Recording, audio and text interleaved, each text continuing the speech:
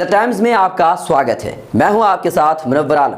21 अक्टूबर को हिंदुस्तान में महाराष्ट्र और हरियाणा में विधानसभा चुनाव सहित 51 सीटों पर उपचुनाव भी हुए। इस उपचुनाव को सेमीफाइनल के तौर पर देखा गया।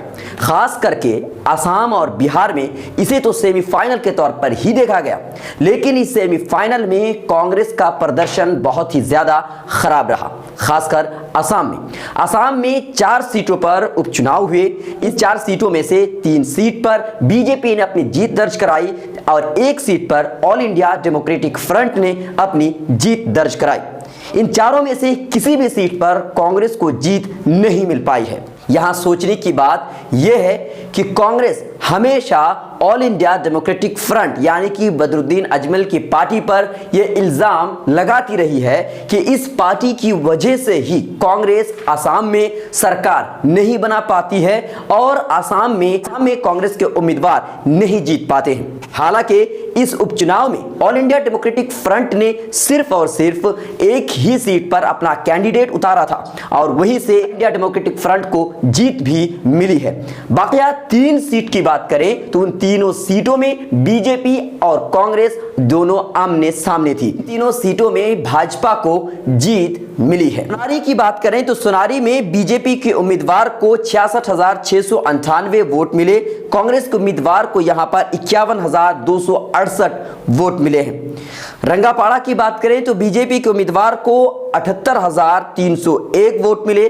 कांग्रेस के उम्मीदवार को 28,702 ही वोट मिले हैं। रतबारी की बात करें तो बीजेपी के उम्मीदवार को 68,455 वोट मिले, जबकि कांग्रेस के उम्मीदवार को 44,454 वोट मिले।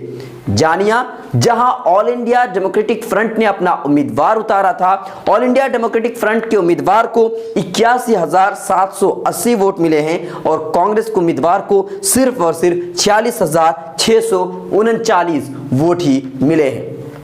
इस उपचुनाव ने ये बात बिल्कुल साबित कर दिया है और वाज़ेह कर दिया है कि कांग्रेस का ऑल इंडिया डेमोक्रेटिक फ्रंट पर यह इल्जाम लगाना कि इस पार्टी की वजह से कांग्रेस के उम्मीदवार जीत नहीं पाते हैं बिल्कुल गलत है। और ये बात भी साबित कर दिया है कि कांग्रेस अगर असम में सरकार बनाना चाहती है तो ऑल इंडिया डेमोक्रेटिक फ्रंट के साथ ही सरकार बना सकती है, लेकिन अगर ऑल इंडिया डेमोक्रेटिक फ्रंट से अलग होकर के चुनाव लड़ती है, 2021 में विधानसभा चुनाव होने हैं, तो कांग्रेस कभी भी वहां पर सरकार नहीं बना सकती, क्योंकि भाजपा पर लोगों की इतनी नाराजगी है। बावजूद इसके वहां तीनों सीटों पर भाजपा की जीत होती है, कांग्रेस की जीत नहीं होती। मतलब बिल्कुल साफ है कि कांग्रेस का वहां पर प्रभाव कम होता नजर आ रहा है।